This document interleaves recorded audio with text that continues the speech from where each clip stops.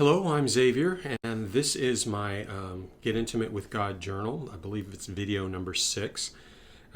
So let's just jump right in. Previously, in these troubled times, the Lord is doing a new thing. By His own hand, He's raising up His Ecclesia. Now, the word Ecclesia comes from a Latin term for Christian church as a whole. That, however, came later. I'm actually referring back to the original Greek word, Ecclesia, which means a gathering of those summoned or an assembly of called citizens who were, convened to create and expand the Greek culture within their empire. And the Romans later adopted this construct for their cultural colonization of the nations that they conquered. So why is this relevant? Well, it's relevant because the Ecclesia is radically different from that which most of us have come to know as church. When Jesus told Peter, "On this rock I will build my church," he wasn't referring to the church as we've come to think of it. In fact, that word church, that wouldn't exist for another 400 years or so. The word in Greek was ecclesia, and that was in common use at the time. And again, ecclesia referring to a legal ruling assembly. Christ was saying that his followers would come together under his authority and jurisdiction to be ambassadors, to disciple nations, to engage cultures, and to advance the kingdom of heaven on earth. Fast forward to today. Today's ecclesia are comprised of kingdom-minded individuals who are answering God's call to advance the kingdom of heaven here on earth, that the nations of our planet might themselves, reflect kingdom culture. You might think that that's impossible, but as the Ecclesia achieve their God-given purpose, I believe that the nations of this world will begin to reflect more of heaven than that of hell. I personally think that we are in a Kairos, or an appointed time of the kingdom. We may even be playing catch-up, through all the crisis and the chaos that we're experiencing right now. God is speeding up the development of His Ecclesia. And I believe that there's a quickening spirit upon the earth, that the Holy Spirit is closing the gap. And what you might think would take years, that it's going to take months, and things that would take months are going to take weeks. I think things are coming that, that we can't even imagine. We would think that they might take days, but it'll just be hours. My point is that the Lord is working to move things sooner than most imagine. So I'm basically sounding a call. It is time to get engaged with God. Don't delay. Don't procrastinate. Don't postpone, in partnering with the Holy Spirit. As I said before, it's time to grow up. It's time to step into spiritual maturity. Many of us need to let go of our past. We're holding on to things, waiting for our present to be sorted out, when in fact it's our future that's being determined by our actions and our choices right now. It's time to stop being fearful and anxious or worried about stuff and the things that we see. It doesn't matter what things look like, in your sphere of influence, or in the world around you. As a child of God, you have a territory to take, and you need to be intentional about your relationship with the Lord. How can you be under pressure when the Prince of Peace lives in you? How is it that you can be stressed? We're called to be we're the ones who are called to go into places of pressure because we don't have any. We're called to bring His peace to those places, to bring His rest, to bring His order. It's time for us to stop standing idly by in difficult circumstances, wondering if God is going to do anything. There comes a time, for us to stop praying about problems and actually start declaring His promise and provision into a situation. When the Father and Son abide in you, abide in me, when we have the mind of Christ, we have God's favor and authority, and all of heaven is attracted to Jesus in you. For years, I've gone into situations, and I've seen it happen. I know that I can walk into a room, and something that is in me can affect people that are in that room. I can change the atmosphere of that room. And I'm not bragging, because it's not me. It is Christ in me. And I know now that it's my identity in Him and the radiance of the Holy Spirit. Again, it's not me. When you know who you are and what you are in Jesus, you know what he is capable of doing in you and through you. God is raising up his ecclesia today. The kingdom of heaven is our promised land. And the question is, are you willing to take it? We stand before our land of promise like, Israel out of Egypt stood before theirs.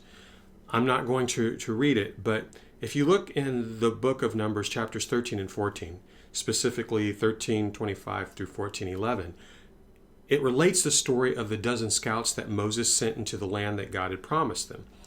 And their purpose was to spy it out and give a report. Now, the 12 spies came back with a consistent account of the facts, but two very different assessments for what they found.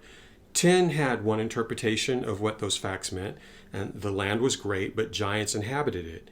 Compared to the obstacles and the opposition that they saw that were in the land, they considered themselves to be grasshoppers. Now, the other two, Joshua and Caleb, had another interpretation. The circumstances and the accounts, again, of what they saw were the same, but their attitudes about what they faced were dramatically different.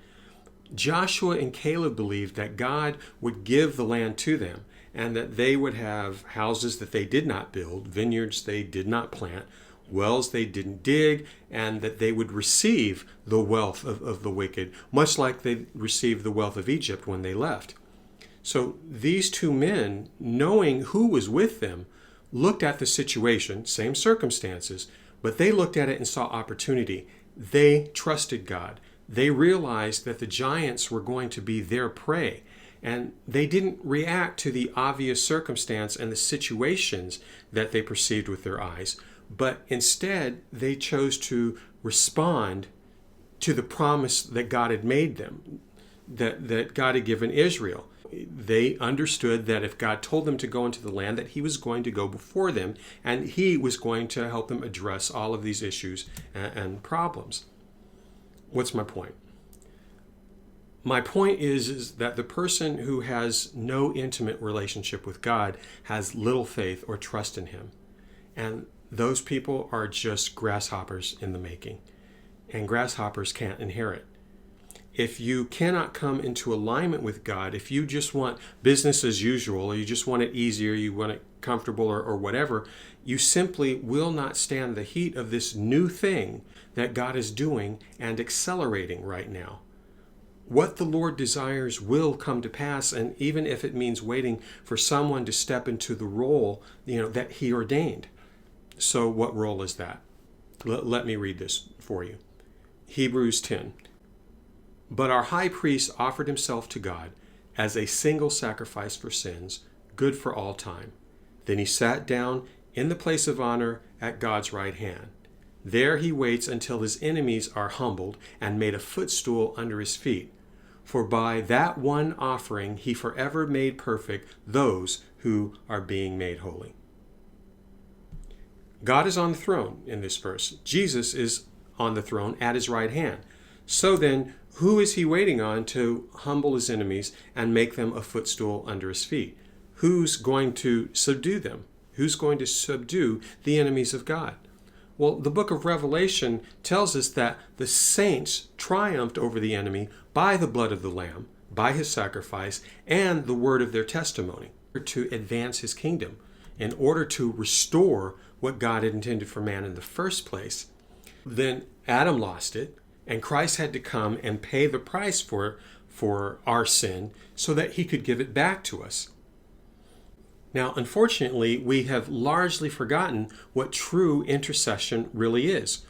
We've lost sight of our purpose, and we failed to step into our commissioned role in the shaping of the course of events here on earth. When Christ restored the kingdom, he didn't just restore it based on what he did. He is restoring it based on the power and authority that he gave back to us to restore his kingdom and advance it here on earth. The fact is we haven't been operating in godly authority. As a result, many Christians don't know who they are or what the Lord has actually called them to do. And part of the result of this is the world that we find ourselves in the shape that it's in. But the time has come. The Lord's plan has always been to work on earth with and through his people, not apart from them. And so now what we see going on is he is raising up his own by his own hand to address the situation. And the world is just in this period now. This is the time. This is the Kairos time. The Ecclesia are rising up in our nation as well as in every corner of the globe. The commission of Christ, what he actually told us to do, is being fulfilled. Believers are experiencing and manifesting the glory and presence of the Lord as they come into personal relationship and intimacy with him. People are coming to revelation. They're being set free. They're being delivered from addictions, delivered from demonic strongholds, healed from diseases. This is actually going on right now. The question is, will you be actively involved in this movement of God to advance his kingdom and his purposes on the earth? Or will you be watching from the sidelines? Put another way, will you enter into the promise of his kingdom, our promised land? Or will you, like Israel, choose to step aside and wander in the wilderness until you die because you don't trust him? It's a matter of trust. And trust is a matter of relationship. That's why I'm urging everyone to get intimate with God. It's very important. That's how you learn your true identity. That is how you address the roles and responsibility that God has given you. So get intimate with God, my friends. I'll see you next time. Thanks for listening.